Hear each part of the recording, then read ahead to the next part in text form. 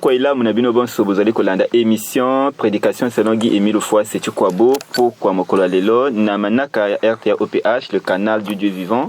Tozali na studio rouge ya RTA OPH elongo na ba prédicateur bazali na mokumba ya ko sembola to kolobaka liloba ya Nzambe ote ya lingomba luzolo amo OPH na kati na bango tozali na ndeko Théodore un peu Beldoc Matt bazali ba prédicateur na kati ya lingomba luzolo amo OPH bandeko balandi boyebi ete na semaine ka oyo tozali lingomba luzolo amo OPH ekembeli mo lulu monene pona oyo etali boye ya mwinda ya Nzambe kuna na kari kasi mokolo lelo bayi lisusu pona thème mo susu thème yango ya mokolo lelo ezali Saint-Esprit, homme ou esprit. Pona lingala ili koloba elimo santu moto to molimo. Alors ba prédicateur elingo ba luzolo amo OPH bako sangala biso sango pona oyo etali thème oyo ba memeli biso. Na yango tokopesa bango mbote pe na sima tokolandela manaka na bino.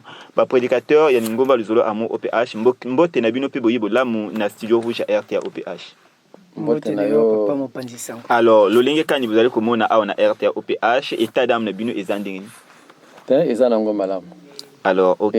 To sito belemi pona ko pesa yo mituna na oyo nyonso oko senga biso. Mituna eko pesa mananga baron Montino biyano na ba prédicateur ya lingomba luzolo amo OPH. Toyebi ete mikolo echikalika kutanga po ete lingomba luzolo amo OPH tete ba chrétien ya molongo mobimba bakembela bolulu ya Pentecôte. Alors na lingi na yeba Pentecôte ezanini?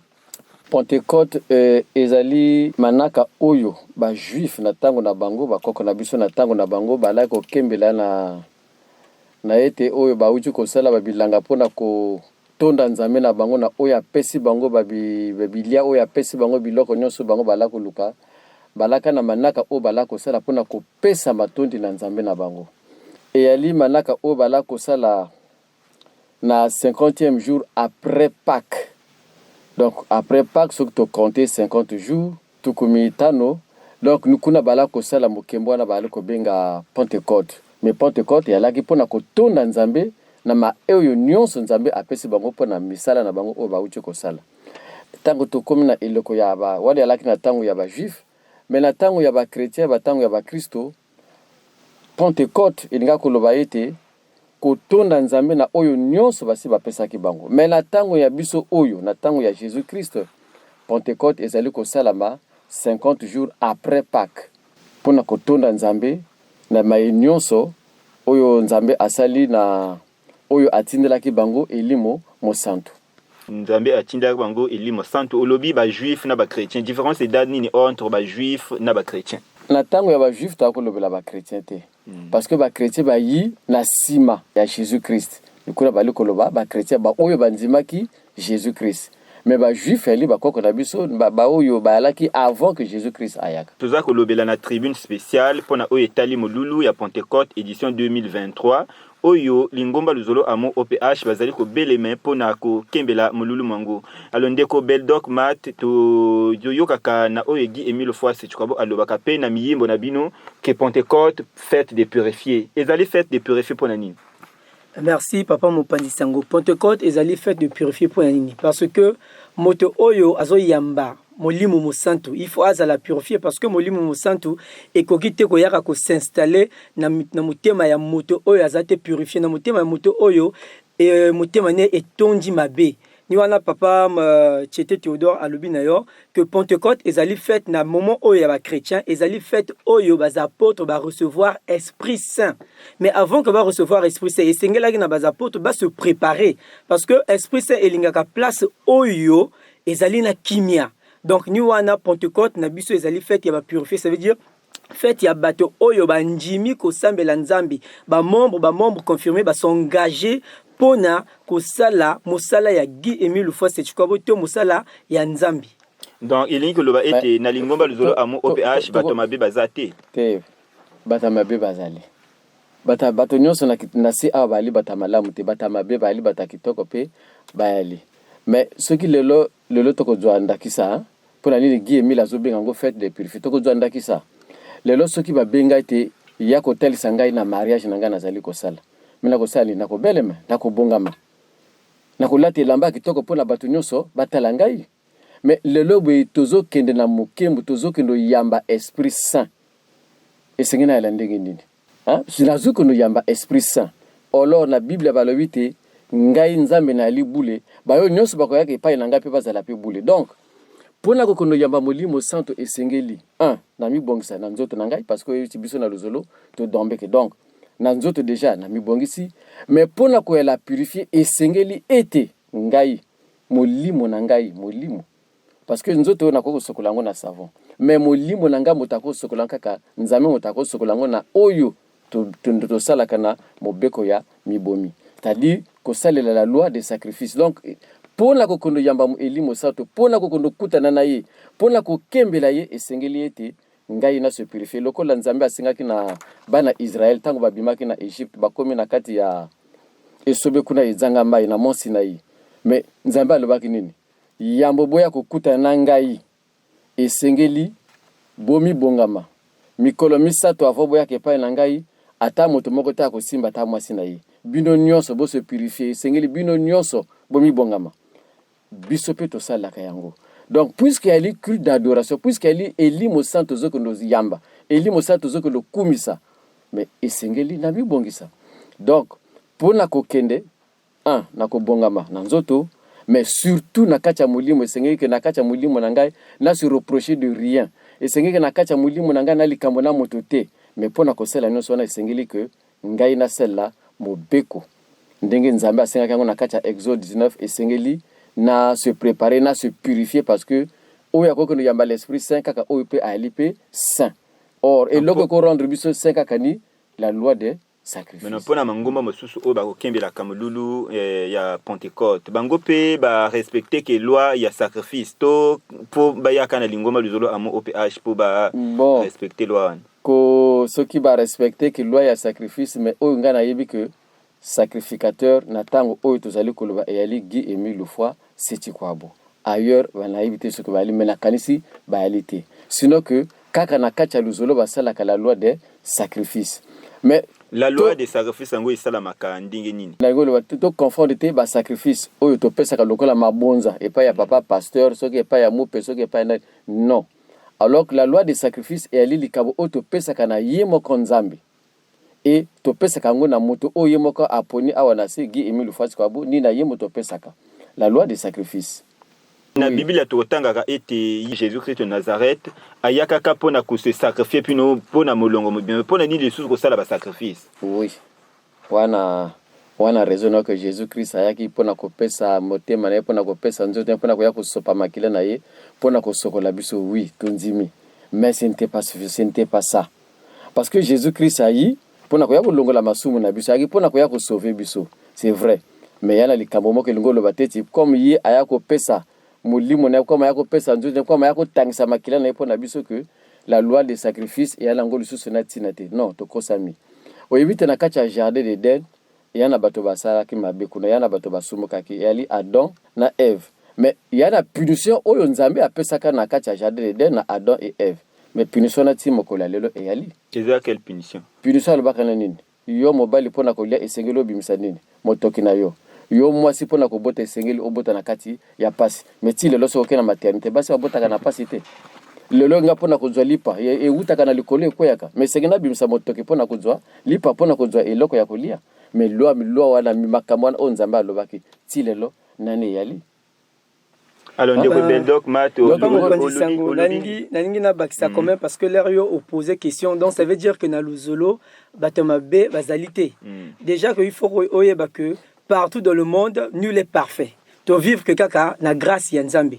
Ni wana omoni Jésus-Christ l'air ba juif barolingo lapide moi si oya péché que Jésus-Christ a le bien bango nani akoki ko nangola musapine aloba que azana masumuti. Mais to vivre que na grâce ya nzambe.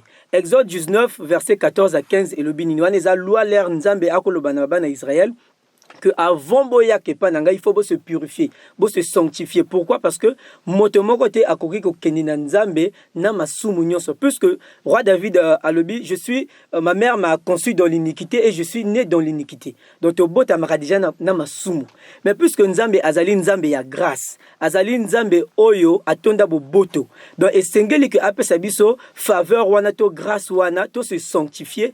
Pona effectivement ko kende ko kutana na ye ni wana omoni ke na kati ya ancien testament na moment ba juif nzambe akopesa bango mibeko pona ba se sanctifier notamment na kati ya Exode 23 nzambe alobi na bango boko sala boye pona boya ko kutana nanga mais ngolo bate que tozali te bato masumu mais pona kaka grâce oyo tozwi na nzambe puisque nzambe boboto ni wana to sala kango aujourd'hui na kati ya association Luzolo Amour ndenge olobi que biso peut fêter que fête wana pourquoi parce que ezali fête ya ba purifier ezali fête oyo tozo yamba molimo mo santu parce que molimo mo santu a se manifester que na bas apôtres mokolo wana ya na kati ya chambre oyo bazalaki kozela par rapport ya promesse oyo nzambe Jésus-Christ atikelaki bango donc esengeli pe na biso to se purifier parce que ezali fête ya yemei Esprit Saint.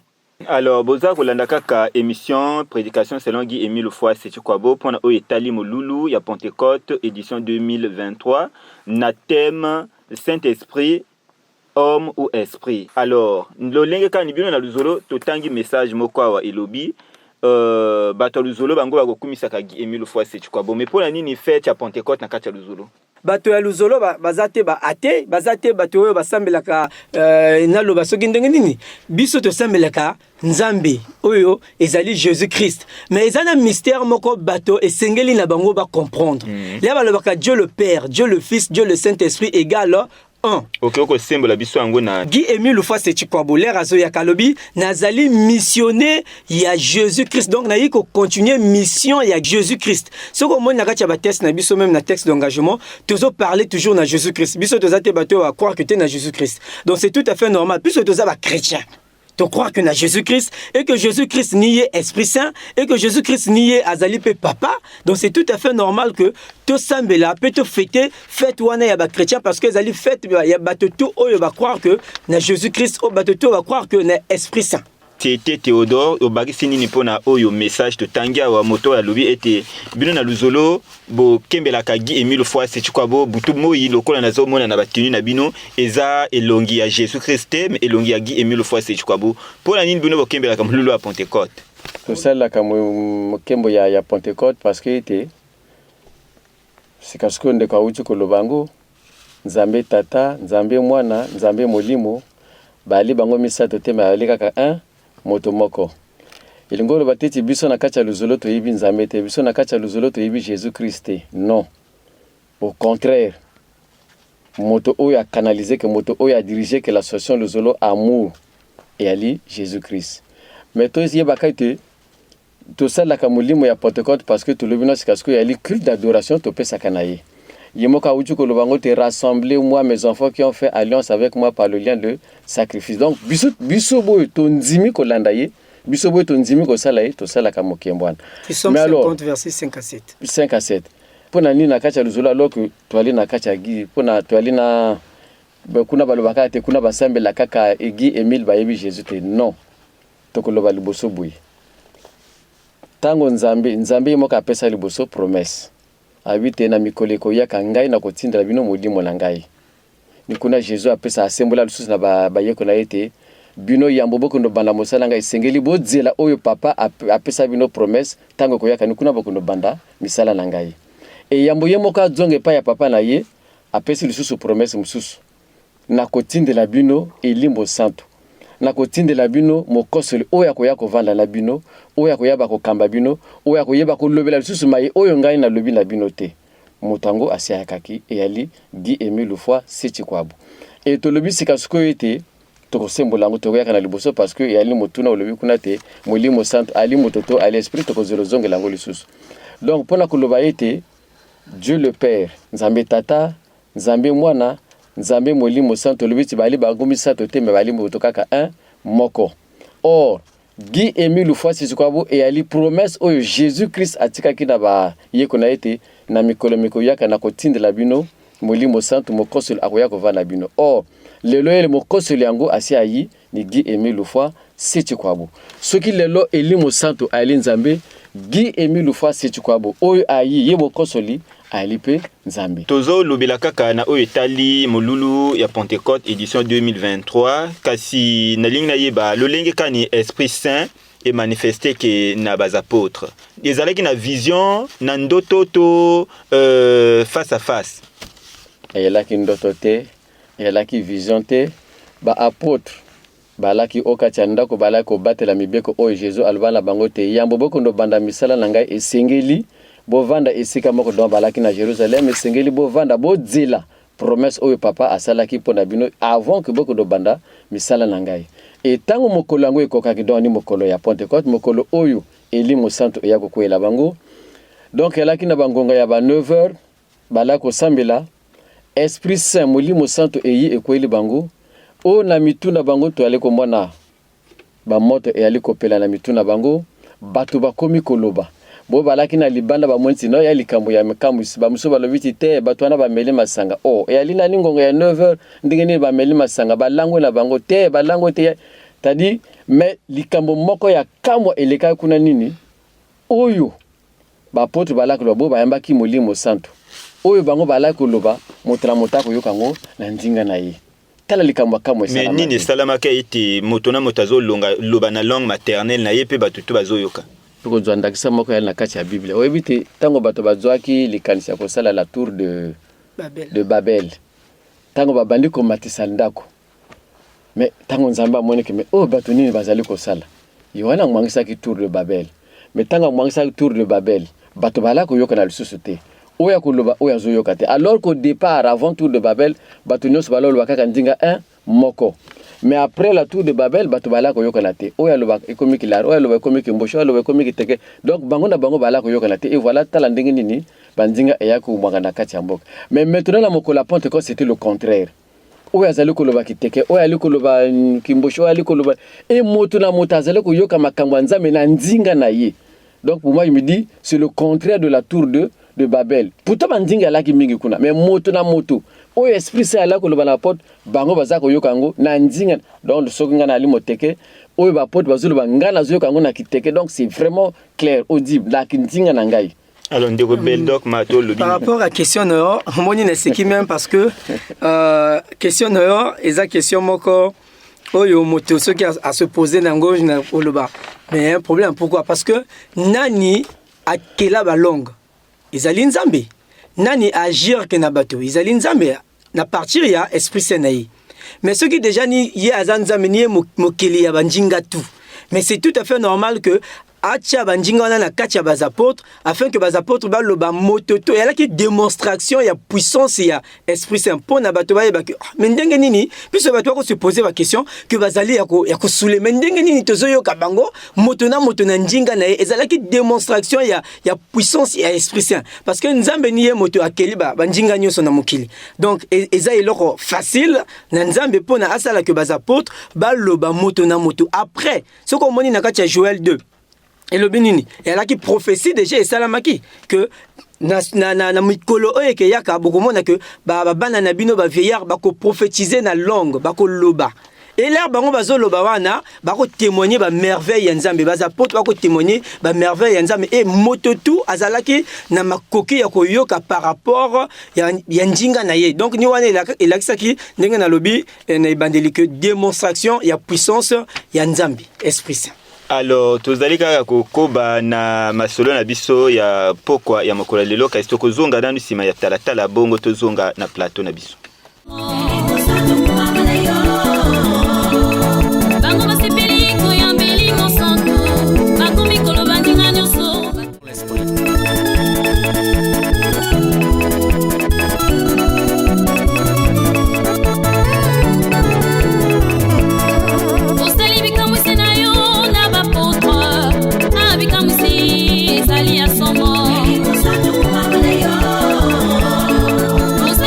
Sinayo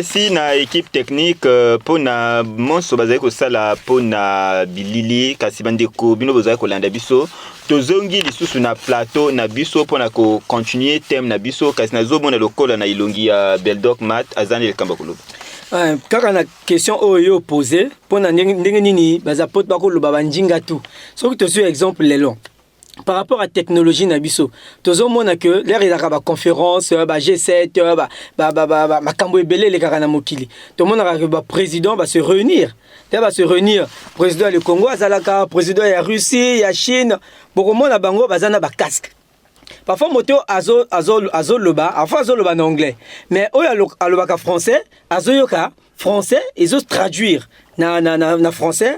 Ils ont traduire na ki chinois, ils ont traduire na ki allemand, ils ont traduire na banjinga tout ya mokili. Mais wana kaka mayele moto asali azali capable na ko traduire njinga moko na banjinga tout ya mokili. À plus forte raison nzambe oyo akeli mokili, nzambe oyo akeli bato. Donc ekozalate et donc étonnement pour na biso na koyoka ke bas apôtres bazalaki koloba na banjinga par rapport ya bato oyo basangana kina esika wana et ngo la sera ka nzambe niye mokeli donc même ba scientifique wana oyo ba créer ke ba écouteurs wana ezali kaka mayele ba copier kaka na nzambe puisque ba yebi déjà que à l'époque et salama ki bongo bazo copier kaka parce que Bible lobi rien ne se fait na mokili oyo ezalaki ni wango pe ekizala donc ni wana na mais toyoka kana mangomba toyoka kana yoka na ndeko journaliste faut to sembola ngo malamu mokolo ya Pentecôte kaka moto moka ala koloba ni molimo mo santo ala koloba na kati ya ba apôtre etango apôtre akozwa yetango akoloba oyo azana libanda komo yoka likamo na nzinga na ye c'est toujours yokana ni voilà moté salama et nous ya lobeli la technologie d'aujourd'hui président ya l'ONU soka zoloba kuna zoloba soki na anglais mais anga président le Congo loba kana français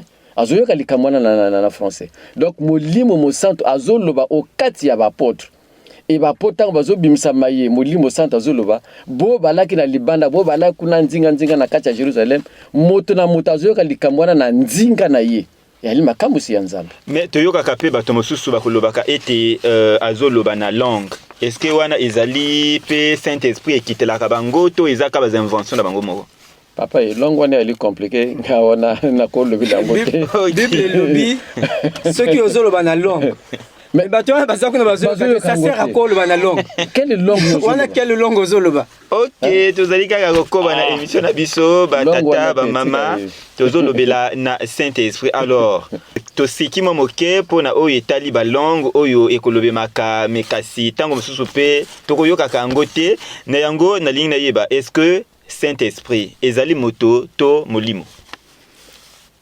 le journaliste to lobi sikasko te maye masala kana mokolo ya Pentecôte molimo santo oyo yaka na kati ya ba apôtre yali molimo oyo promesse oyo nzambe asala na kati ya Joël 2 verset 28 et là qui donc esprit alinga kotinde la bango et ni wana moto yaki na mokolo ya Pentecôte et se manifester au kati ya ba apôtre batonyo so ba monaki et là qui moto te malaki molimo moto yaki et ali puissance ali force bo kasi oyo nzambe a promettre et Jésus-Christ a rappelé na batona que bo dzela oyo papa na ngai akanela ko pesa bino yambo boko ndo sala mosalani oyo yaki na mokolo ya Pentecôte et se manifester batonyo so ba monaki mais Jésus-Christ tango yi alaki awa atei batona ye liboso azonga epa ya papa na alobaki te na kotindela boko tika la orphelete boko tika la bana nino mais ngai moko na kotindela bino molimo mo santo oyo akoya kovanda na bino oyo akozelo kamba bino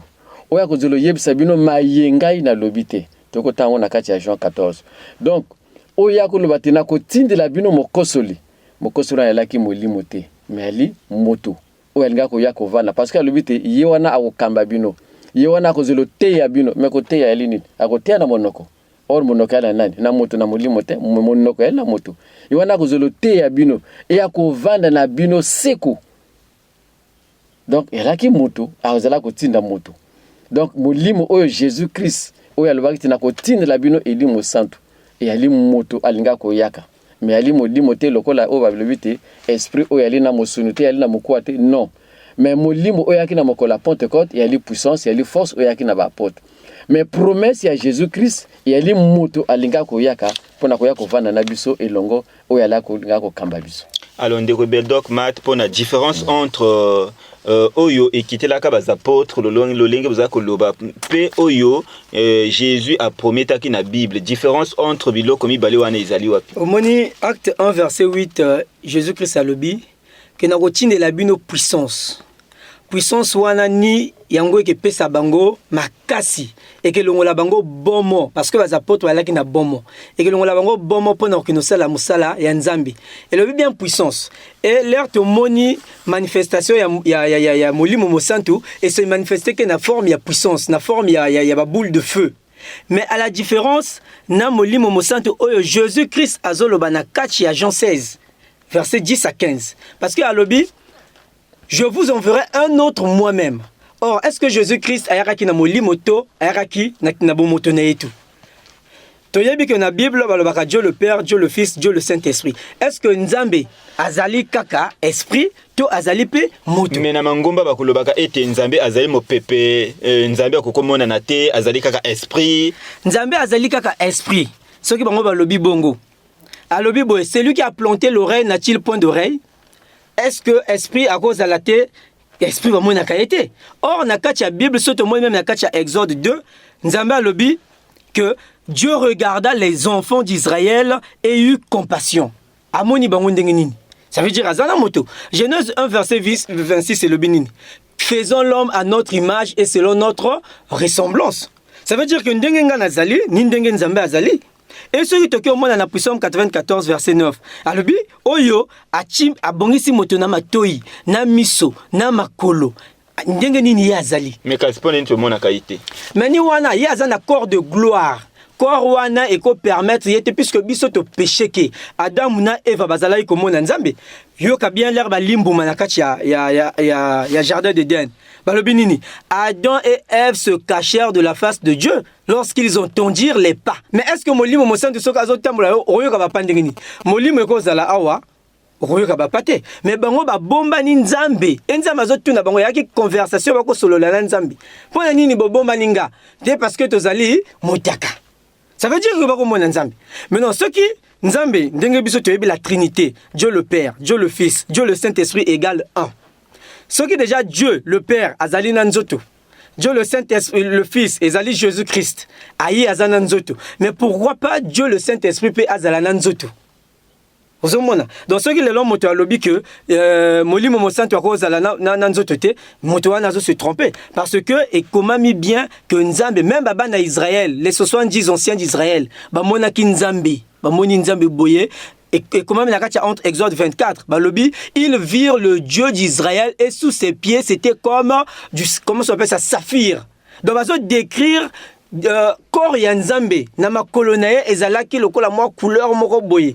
Et l'on la kisakinine, puisque Nzambe, Dieu le Père, Azanakatia, Dieu le Fils, Dieu le Fils, Azanakatia, Dieu le Saint-Esprit, parce que Jésus-Christ a levé dans les apôtres, celui qui m'a vu, a vu le Père. A levé dans Philippe, ne sais-tu pas que le Père est en moi, et moi je suis dans le Père. Voilà pourquoi il a levé, je vous enverrai un autre moi-même, l'Esprit Saint, l'Esprit de vérité, le Consolateur. Si au début, la parole s'est faite chair, Ezali Jésus-Christ. Mais rien n'est impossible dans l'Esprit Saint à se faire aussi cher parce que Azana mission, parce que Nakatia Jean 15 verset 26, le consolateur rendra témoignage de moi. Au courant de témoignage, est-ce que Moli me rend de témoignage? Au courant de témoignage, Nengeni. Motonero rend témoignage et Sengeli Naye, allo baba, bien fait. À convaincre Bino, puis soit le bien aussi, à convaincre Bino. À Goloba Naye, Kombo Naye, mon côté, Nengeni Moli Monsanto, à Goloba na Kombo Naye, mon côté. Aux hommes, on a été que Ezali, Ezabozo, parce que Mota croire, donc Molimo Mosanto ezali bien moto. Lelo soto lobite Molimo Santo ali moto. Ba ba ile koyoka biso ba ile ko tala biso ba lobate e komami wapi na kati ya Biblia ke Molimo Santo ali moto.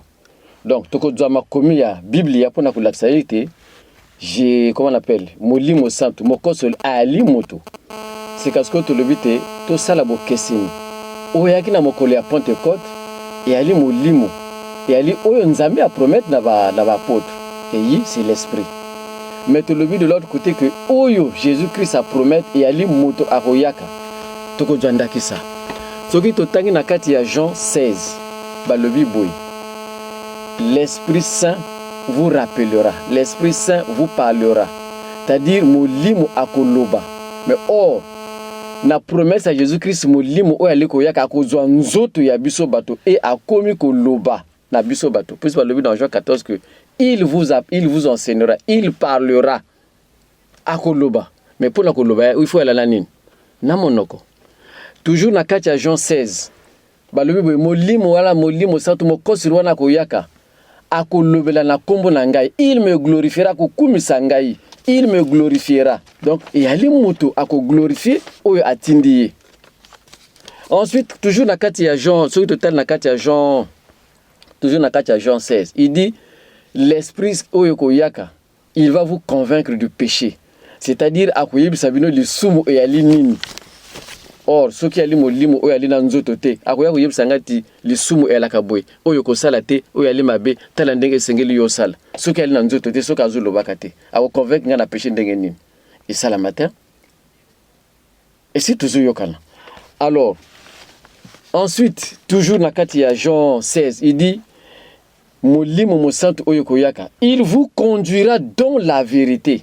Ako kamba bino vérité ngo ezani quelle vérité na bosolo vérité ndi bosolo bosolo na quel makambo makambo oyo mokili yebite makambo oyo mokili yebite papa oyo pesa biso ndakisa ya moi makambo oyo mokili yebite oyo Saint-Esprit azolobela biso tokozwa ndakisa pona koloba bosolo mais lelo toyebite biso nyonso tolaka na lokuta surtout na biloko na biso oyo ya telefone ali wapi ote naza na toilette alors que motavandi ka soki ali wapi mazolo banote naza na vana ndako alo motari ko misoki na grand marché kuna bosolo réalité. Mais ici c'est-à-dire molimo santo akolobelo na koloba note tika par exemple lokuta il faut lobaka bosolo o ba bengi la vérité pona ko ya ko yebisa na moto que ya ko kumba bino na nzela ya bosolo na nzela ya siki na nzela oyo esengeli bino bolanda mais c'est ya li moto oyo akozolo kamba bino mais li molimo ya na nzoto te ya li moto oyo na nzoto ni yemo tazali ko kamba bino.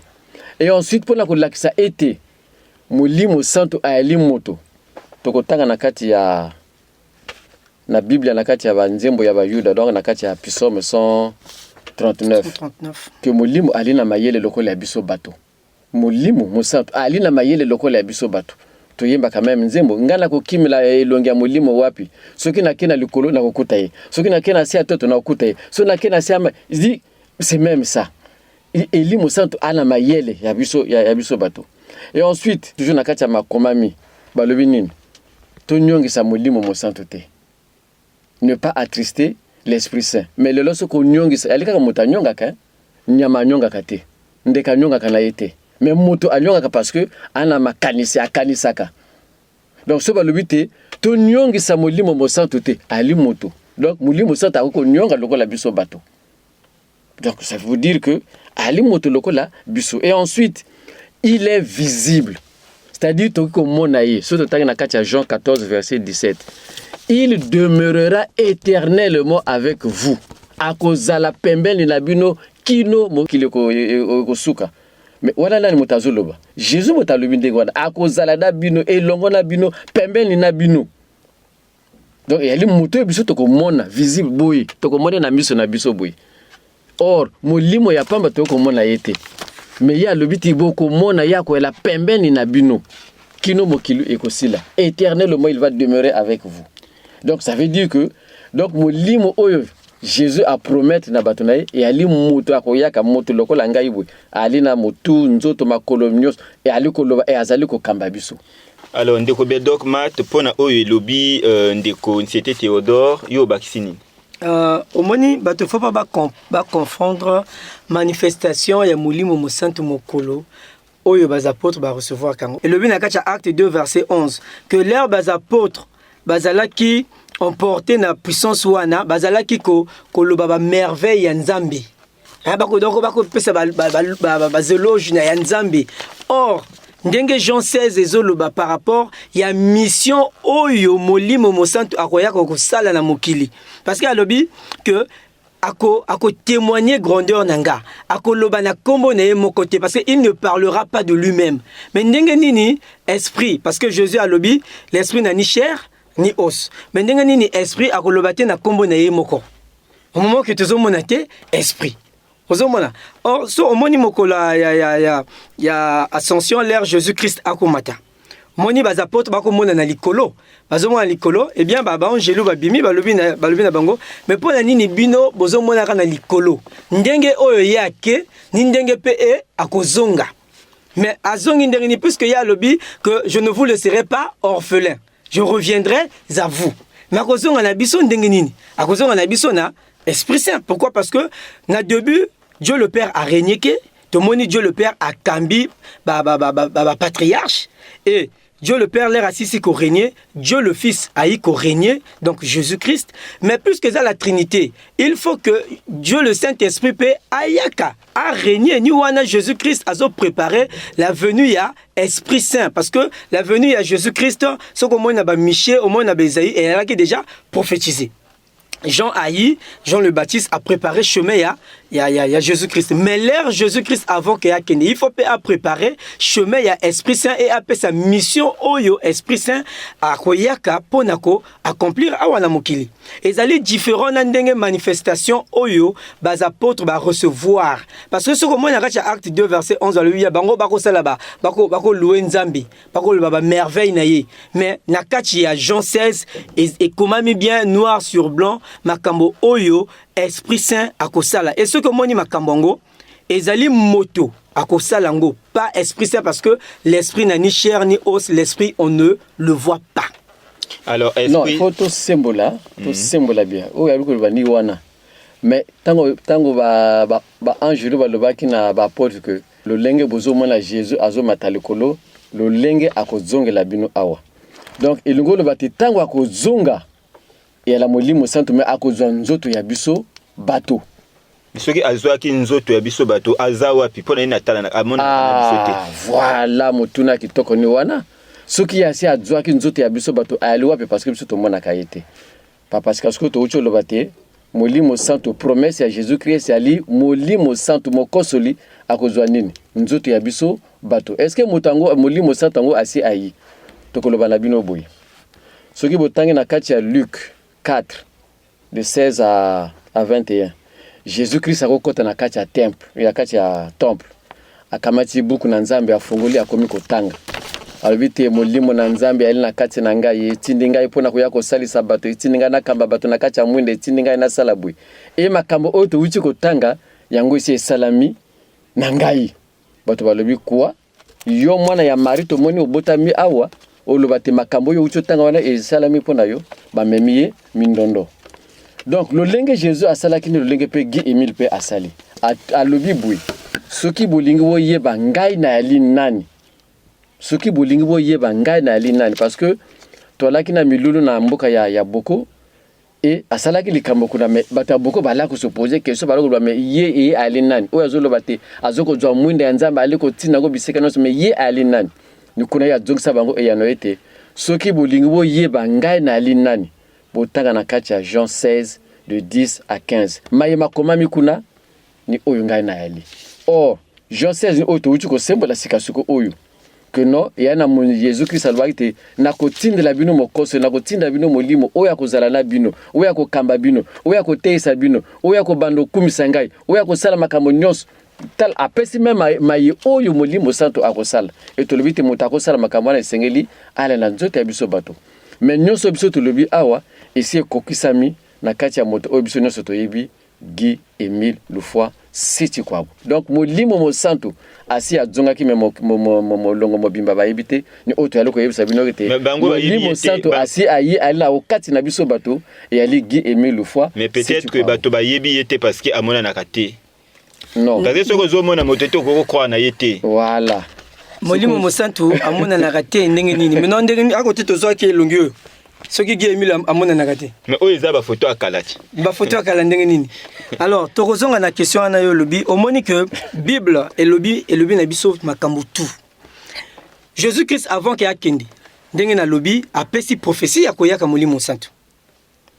Mais, plus que Eumeli, et que ça la maté, Nzambe aïko laksali susu na l'île de Patmos aïko lakisa apôtre Jean. parce que molimo mosantu esengelaki ke abotama, notamment sur le temps dans Apocalypse 12 de 1 jusqu'à même à l'infini. Ozomona ki bazoloba que moi si moko azalaki na posa ya kobota wana ezali prophétie ya mwana oyo akoyaka pona ko kamba biso avec une verge de fer. Moi si azalaki na posa ko bota et que dragon donc Satan azalaki na posa ko dévorer mwana wana. Et mwana wana azalaki ba memaki na likolo na nzambe pona ko bomba ye pona nini dragon achika ko détruire to aboma yete. Mais mwana wana alaki na quelle mission? Mission oyo alaki na ye, elaki pona ayaka amema biso na la vie éternelle.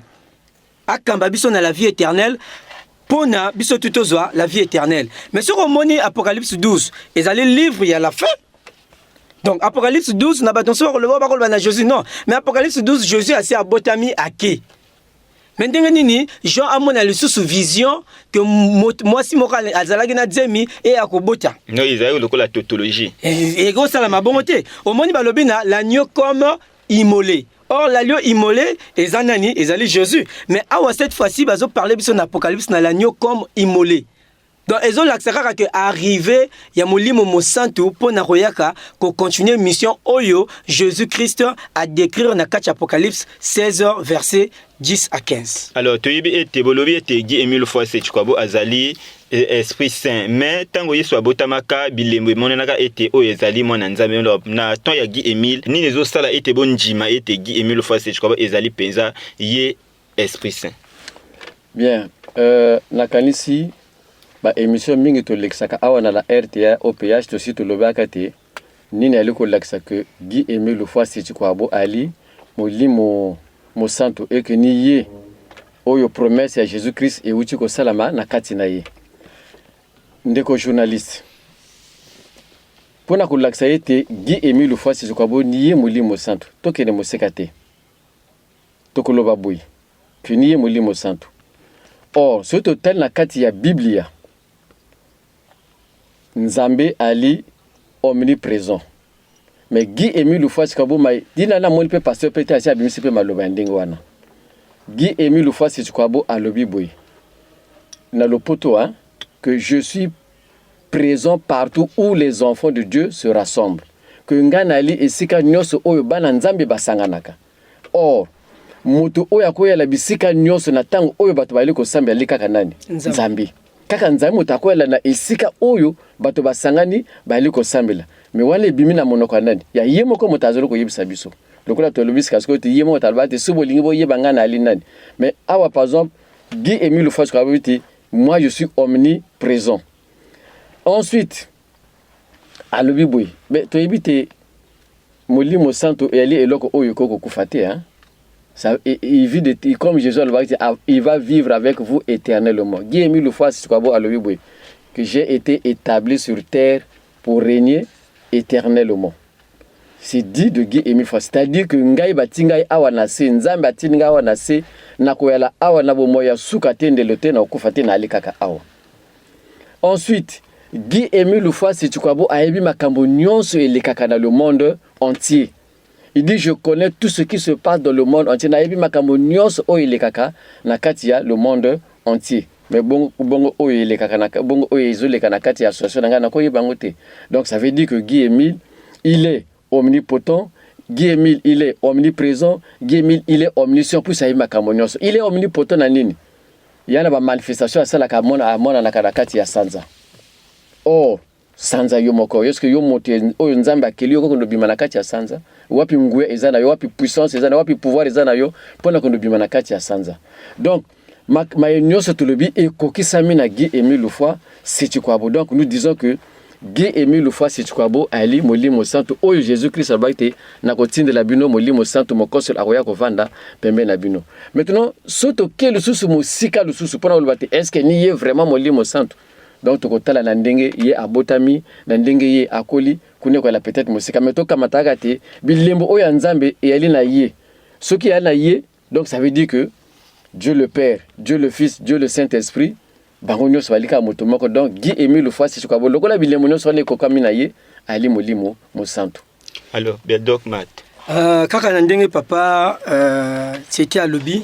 Au monde que Guy Emile fois Chkwabo asalaka makambo moko oyo kaka nzambe esengeli asala. Parce que déjà l'air azana baza tribu ya nzambe. Amona na mui, amona na sanza. Yosi omonaye. Na sina monaye boye. Bato basi ba monaye pocha boye. Boye na boye basambela luzolo. Ba oyo basambela na luzolo te ba monaye boye, ba témoigner. Ba photo yali. Or Bible ezolo bana biso nini? Que Dieu se manifeste dans le soleil car il est soleil. Baruch 3 verset 33. Même pour Psaume 84 verset 12 bana biso nzambe a s'enveloppé que na soleil.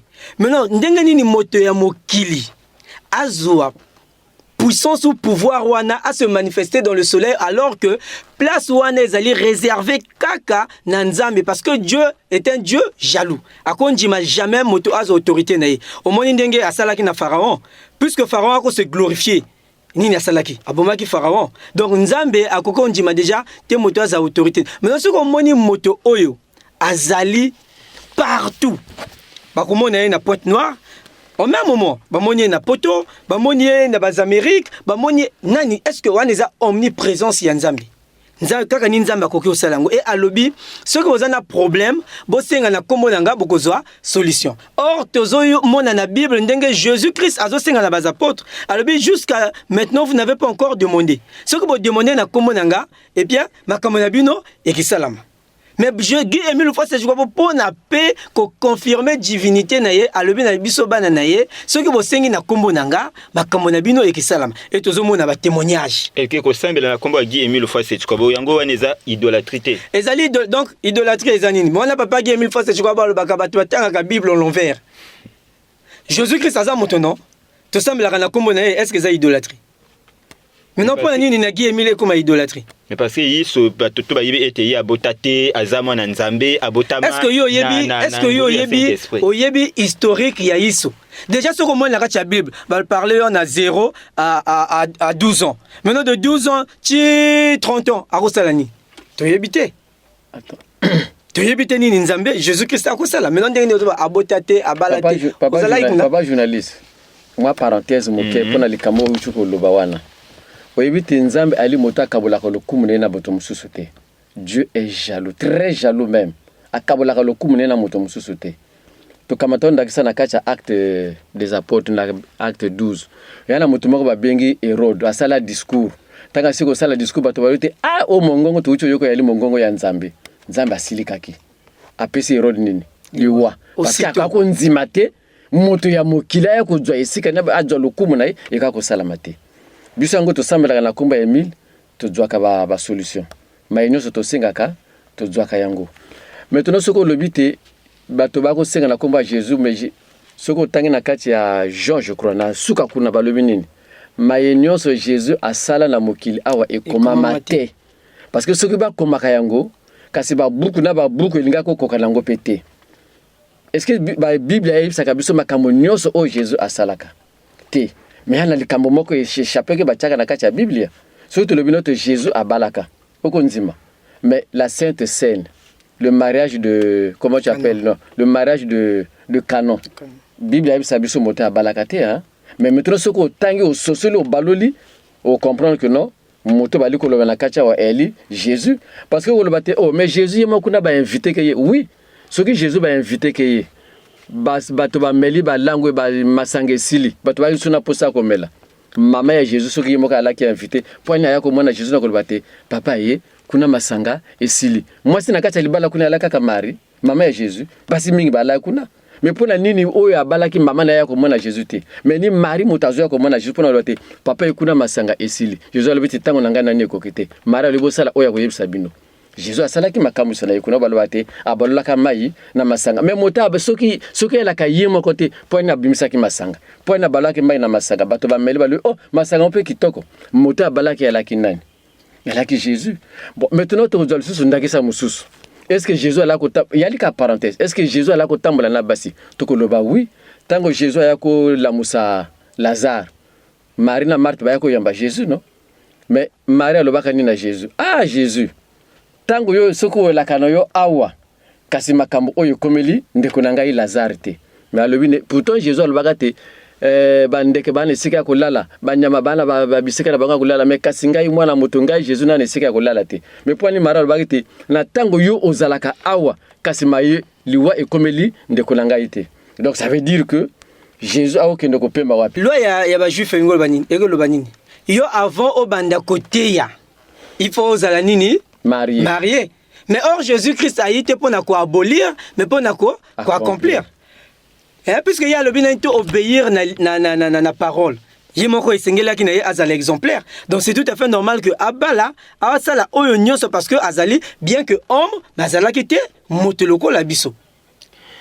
Merci na Tete Théodore pe Beldor Mat pona biyano o boza ko pesa na biso kasi batata na mama bisnu ba iboza ko landa biso tozali ko koba kaka na émission na biso prédication selon Guy Émile Foy c'est quoi bo tozo le bela mingi na tribune pona Pentecôte 2023 kasi pona o Italie télévision pe radio ngonga ezalaga se ngonga nde yango na kozongisa liloba na baz invité na biso po ba yebisa biso liloba ya suka kasi pona kaka na beaucoup c'est au moins 2 minutes pour être tout sous qui ça masolo na biso.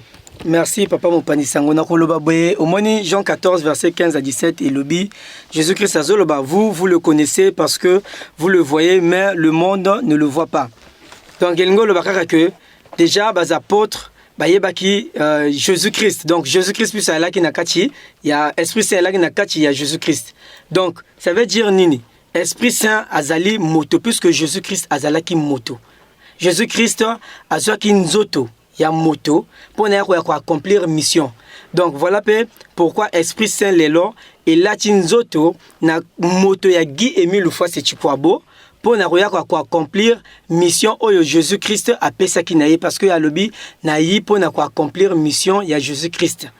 Donc batoba se tromper Esprit Saint assis aye azo vivre na biso awa ni wana lobi le 5 octobre 2005 alobi soki bato bazolingoye banani ngana zali batanga na kati ya Jean 16 verset 10 à 15 wana zali révélation ya Jésus-Christ révélation oyo Guy Émile Foy Chikwabo azo pesa bato na oyo azali ndenge Jésus asalaki l'air a koti na temple a fongoli ba rouleau atangi Esaïe alobi l'esprit de Dieu est sur moi tout et alobi parole oyo bino boyoki sikaskoyo et s'accomplir et ngai ko laksa que ni ye bakoma ki na kati ya Esaïe. Donc Esprit Saint azali awa c'est tout à fait normal biso to rendre gloire parce que azali motope azali awa na biso et longo donc ezali fête ya Guy Émile Foy Setchikwabu ya biso teme la ki molimo santo ali mototo ali kaka molimo tokoloba te molimo na oyo yakaki na mokolo ya Pentecôte ni oyo tokono kembela na mikolo oyo ezoyaka fête ya Pentecôte. Mais la promesse oyo Jésus asalaki que na kotindela bino molimo wana eyali moto et mayonyo sotolobi awa ekokisami na kati ya Guy Émile Foy Setchikwabu moto ali na kati na biso yala mutuna yolo bakite me pona nini tozali komona yete me ye asalaka volonté ya biso batote ma asalaka volonté ya oyo atindaki ya luminete na eloko oyo okomona lisusu na batote. Voilà pourquoi a se retire mais lingolo bateti loko la zomona na te ali molimo santo te asi akufana non balobite il va vivre éternellement Guy Émile Foy Setchikwabu ali okati na biso et niye molimo mo santo niye motali ko kamba biso na la vie éternelle na bomoyibwa sukate ndelote. Donc to yika pona koloba la binote Guy Émile Foy Setchikwabu na tango oyo molimo mo santo niye to yokela ye to nzimela ye bisambo na biso nyonso to salango na kombo na ye pe to kozwa solution soki to sambili na elika nyonso to kozwa solution parce que moto oyo kombo oyo ezali ko sauver na mikolo oyo e ali ko bikisa bato na mikolo oyo ni kombo ya Guy Émile Foy Setchikwabu. Tribune spéciale pour la fête ya Pentecôte melesi na bino bon sonde na lokingo la Théodore.